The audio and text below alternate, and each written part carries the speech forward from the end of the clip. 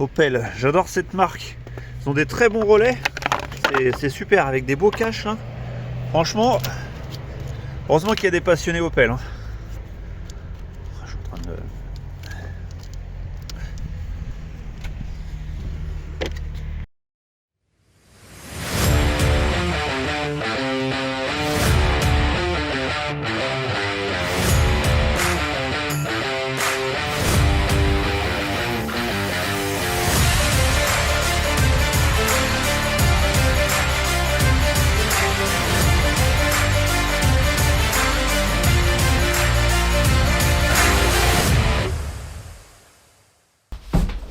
Toujours aussi chaud dans ce garage, on est bien.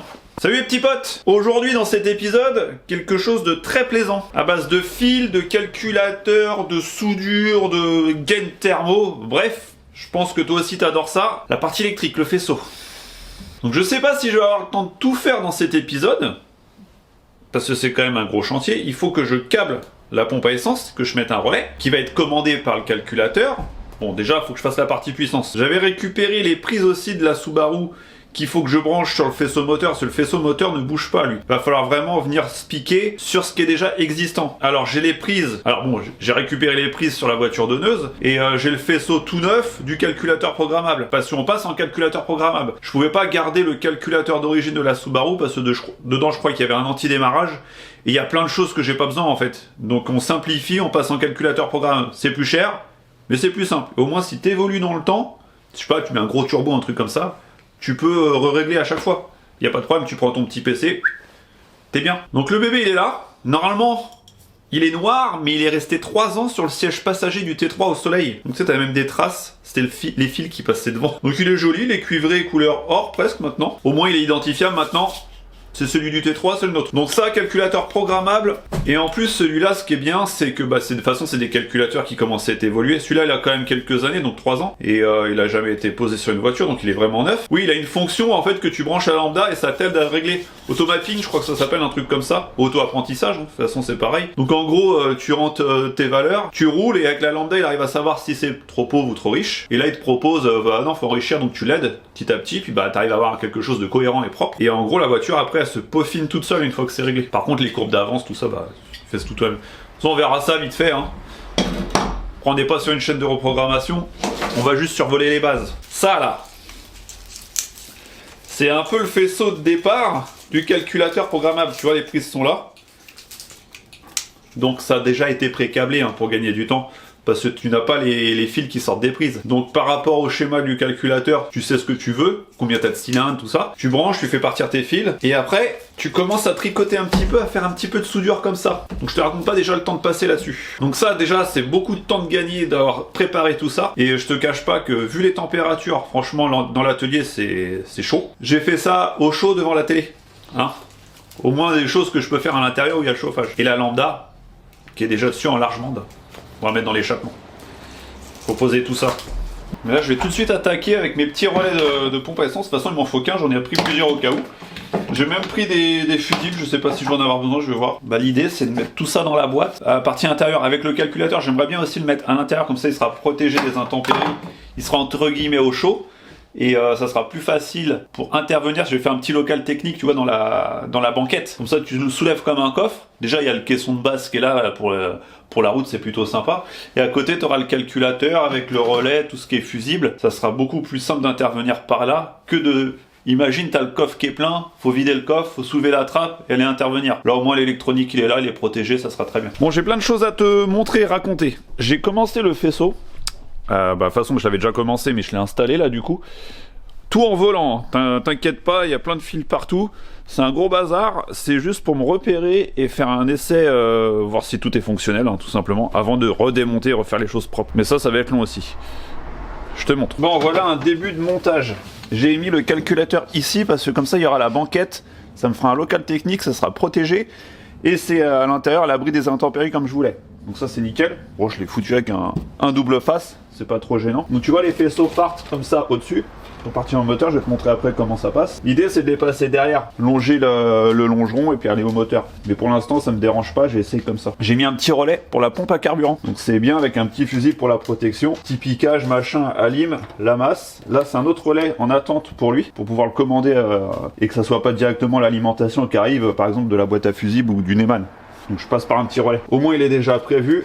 J'aurais plus qu'à le câbler. Tu vois, j'ai même commencé, j'ai mis les alimes et tout. La pompe à essence, bah elle est branchée en dessous, ça c'est pas un problème, c'est nickel. Je me suis même permis une petite folie de mettre un coup de 10 mots là marqué pompe. Et là je marquerai écu.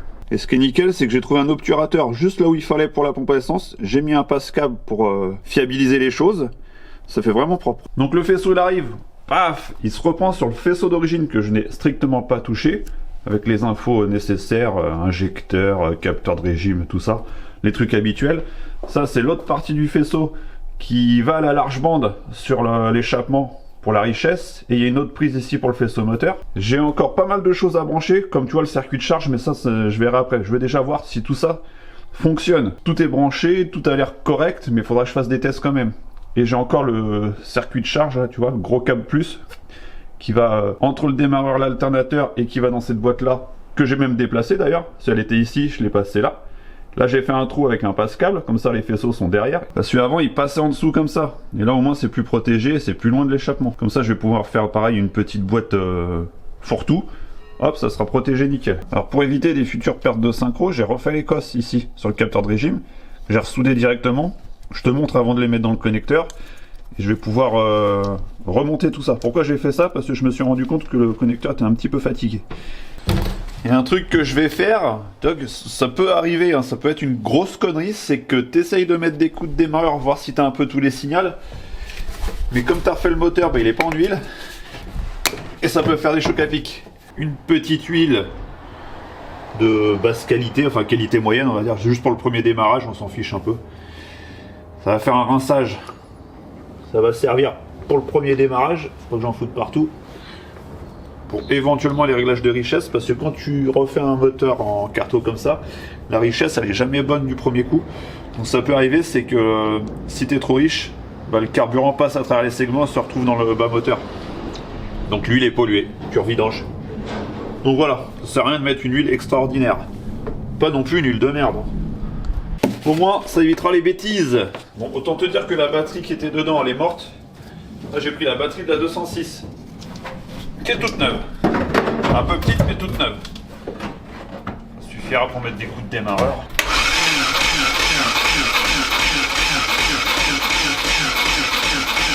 Et encore c'est un peu faible. Hein. Sinon je vais aller voir Seb, je vais aller chercher une batterie plus grosse. De toute façon il m'en faudra une, je peux pas laisser la petite de la 206 dedans comme ça. Ça va faire le bazar après. Voilà. Une bonne batterie toute neuve, bien grosse. On va envoyer.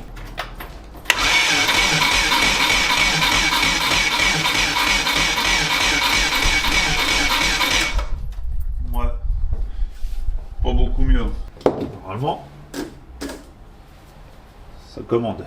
Là j'ai coupé la commande de l'écu juste pour tester, voir si le relais est commandé par la masse, et ça fonctionne, donc c'est bon.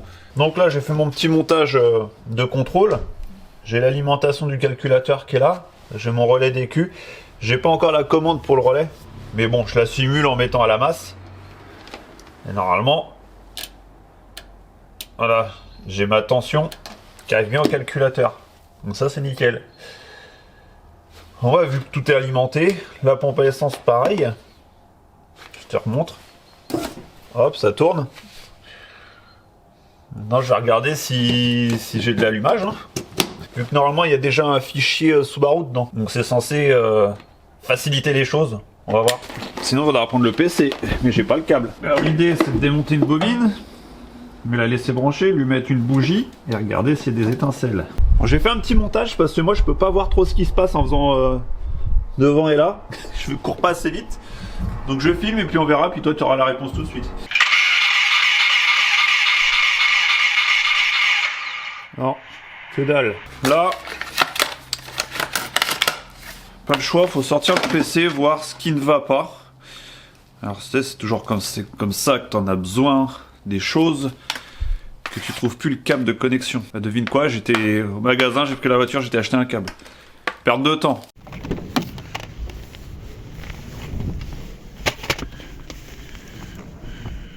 Maintenant, pour voir si j'arrive à communiquer. Ah, il y a des trucs, hein. Ça fonctionne, non? Il y a bien une carto là-dedans.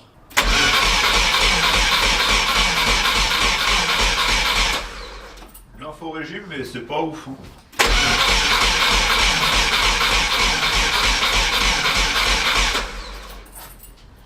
Bon, normalement, je sais pas pourquoi ça démarre pas ça. J'essaie de faire un truc, c'est que je vais essayer de mettre la temporisation sur la pompe à essence. Comme ça, j'ai pas besoin de gérer ça. Alors, fuel pompe. Elle est là. C'était, j'ai mis ça sur l'auxiliaire 6. Hop. Ça marche. Entendu? Nickel. Normalement, doit pouvoir être commandé. Ça c'est bien déjà. Je vois pas pourquoi en fait j'ai pas d'allumage. Normalement je suis censé en avoir. Hein.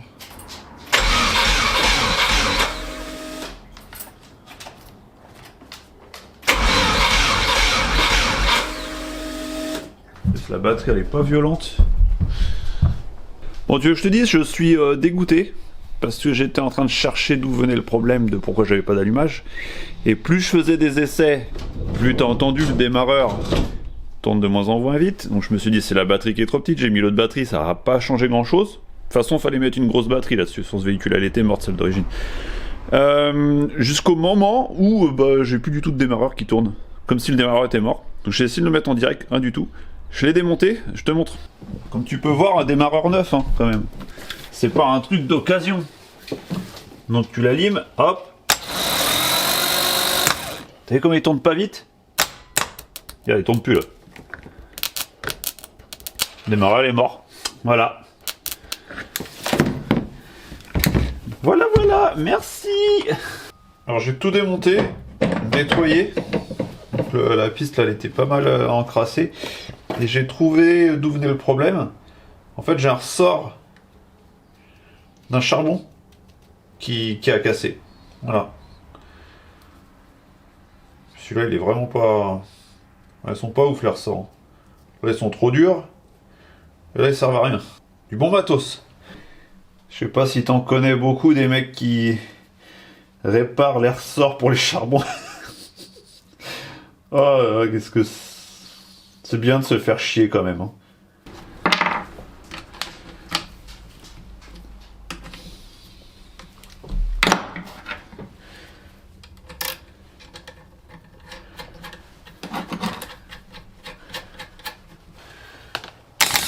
Oh. Voilà. Elle a fonctionné. On va le remonter maintenant. Bon bah ça tourne mais ça tourne pas beaucoup plus vite. Hein. À mon avis le démarreur il respire pas la santé le truc.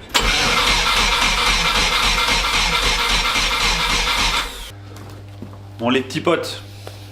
Le démarreur il est remonté. La communication avec la gestion se fait bien. Il y avait un fil de bobine qui n'était pas branché. C'est pour ça que j'avais pas d'allumage. J'ai programmé la coupure de la pompe à essence. J'ai très froid au passage aussi. Et normalement, il y a tout ce qu'il faut pour que ça démarre. Vraiment tout. J'ai même mis la batterie en charge. Pour avoir un bon régime. Bon, le démarreur, il m'a fait 2-3 coups de calgon. J'ai dû le retaper un petit peu pour avoir un truc fonctionnel. J'espère qu'il va pas me lâcher. Mais de toute façon, je pense qu'il faudra le changer. Je pense que tu as compris ce qui allait se passer. Croise les doigts.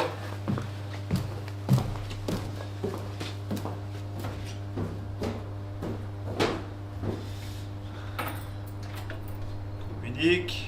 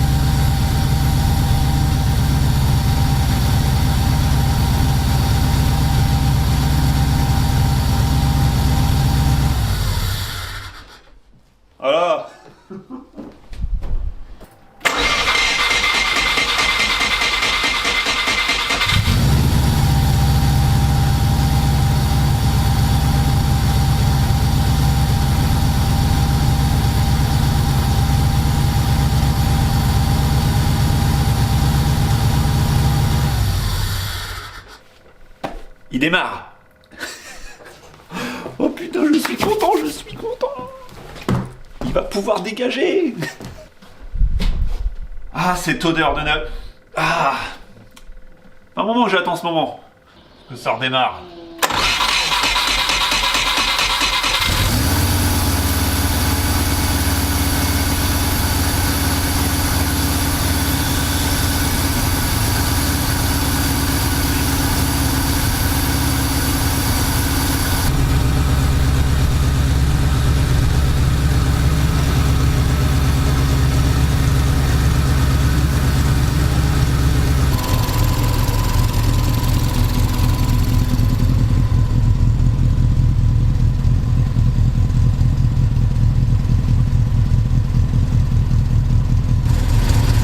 Je vais faire 12,5 en gros.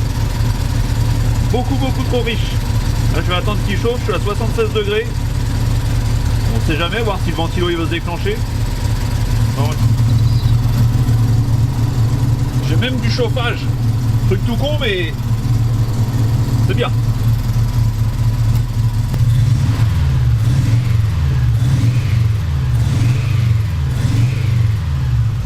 Oh! Mais non! Oh! C'est quoi ces conneries? On a ramené des outils. À Makita. Allez, ça tourne. Oh putain! Oh c'est bon! Ça tourne comme un TDI mais ça tourne. Pourquoi comme un TDI? Ça sent l'essence là? Ah, Trop riche? Il arrive de ouf.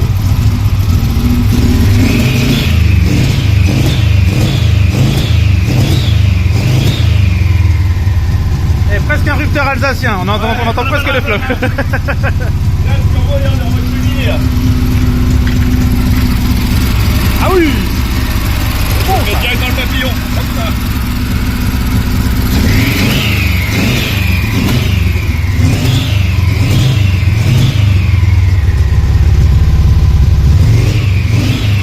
Trop bien ça! Il n'y a plus qu'à le régler quoi maintenant. Ouais?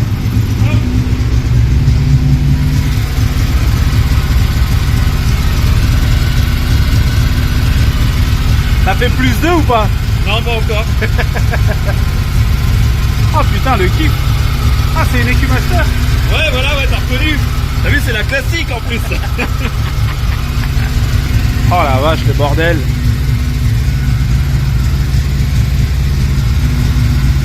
Ah merde, t'as pas remonté le levier de vitesse, on peut même pas aller faire des donuts. Tour de carburant, j'ai mis comme ça en attendant. Ah ouais, c'est sympa. Ouais, pratique en roulant. Et au moins ça tourne. Au moins ça tourne, il y a encore des choses à faire quoi. Putain, génial. Bon les petits potes, voilà. Je suis bien là, je suis assis sur le moteur, j'ai le cul au chaud. Ça fait du bien. Ça y est, ça démarre. Ça veut pas dire qu'il est fini, hein. Ça veut dire que voilà, il y a une belle étape de franchie quand même. Il a démarré. Bon, t'as vu, maintenant il tourne pas bien, il fume noir en mode TDI, on a l'impression il a plus de 10 de richesse. Là, je vais tuer les bougies si je continue. C'est pour ça que j'ai arrêté. J'ai quand même réussi à le faire monter à 85 degrés. Devant, j'ai du chauffage, comme t'as vu, là, c'est super. Le radiateur commence à être chaud. Ça a fini de se purger un petit peu, là, j'ai vu le niveau, il est descendu. La semaine prochaine, maintenant, là, c'est beaucoup de petits détails, de petites finitions, des choses qui vont être longues, je pense. Faire la surale, faire le faisceau, finir le branchement du relais, tout planquer là au niveau des fils, passer les plus après contact pour les commandes de relais, parce que ça j'ai mis les fils en direct, tu vois, c'est un peu... Puis le circuit de charge aussi d'alternateur à faire, à créer, parce qu'il n'y en a pas du tout, tout simplement. Bon les petits potes, la semaine prochaine, je pense qu'on sera sur les 20 000 abonnés, parce que là on est vraiment plus très loin, donc je te conseille de t'abonner, parce que je vais vous faire un petit cadeau, voilà, et il faudra être abonné. On verra ça dans la prochaine vidéo. Sur ce les petits potes, je vous souhaite une très bonne semaine. Moi, la semaine, je pense qu'elle va être très bonne, vu ce qui vient de se passer. Et dimanche prochain. Allez, au revoir!